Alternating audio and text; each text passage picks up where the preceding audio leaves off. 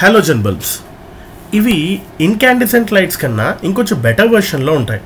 మనం కింద కనిపిస్తున్న ఎలక్ట్రిక్ సాకెట్ నుంచి మనకి ఎలక్ట్రిక్ కరెంట్ అనేది పాస్ అవుతుంది. పైన ఉండేవి కూడా అందులో ఉండేవి కూడా టంగస్టనే ఉంటుంది. కాకపోతే ఇందాక మనం ముందు వీడియోలో మనం చూసినట్టు టంగస్టన్ తాలూకా మెల్టింగ్ పాయింట్ అనేది 3600 డిగ్రీస్ వరకు ఉంటుంది. ఇందులో మనం ఏం చేస్తామనంటే అంత హీటింగ్ వరకు తీసుకెళ్ళడానికే ట్రై చేస్తాం. అలా తీసుకువెళ్తున్నప్పుడు ఏమవుతుంది, హీట్ ఎక్కువ జనరేట్ అవుతుంది. అండ్ ఈ హీట్ జనరేట్ అవుతున్నప్పుడు దాని నుంచి ప్రొటెక్షన్ ఇవ్వడానికి మనం ఇందులో వాడే గ్యాసెస్ కూడా అయోడిన్ అండ్ బ్రోమిన్ గ్యాసెస్ అనేవి వాడుతూ ఉంటాం. So heating up the element at the same time ఈ టంగస్టన్ మొత్తం కూడా మన క్వార్జ్ అనే ఒక క్యాప్సూల్లో పెడతాం. ఈ క్వార్జ్ క్యాప్సూల్లో పెట్టి అందులో చుట్టూ అయోడిన్ అండ్ బ్రోమిన్ గ్యాసెస్ అనేవి పెడతాం. దీనివల్ల హాలోజన్ సైకిల్ అనేది స్టార్ట్ అవుతుంది.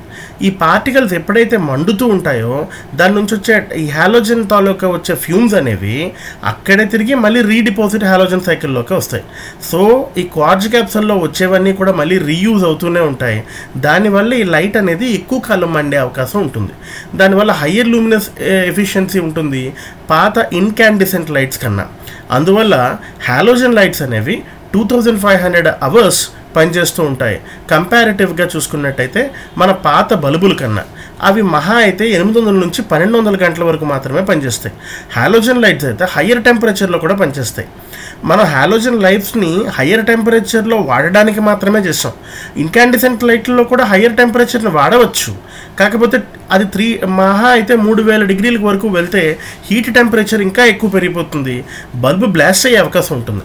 హాలోజన్ దీంట్లో అలా బ్లాస్ట్ అవ్వకుండా ఉండడానికి మనం హాలోజన్ గ్యాసెస్ వాడుతున్నాం.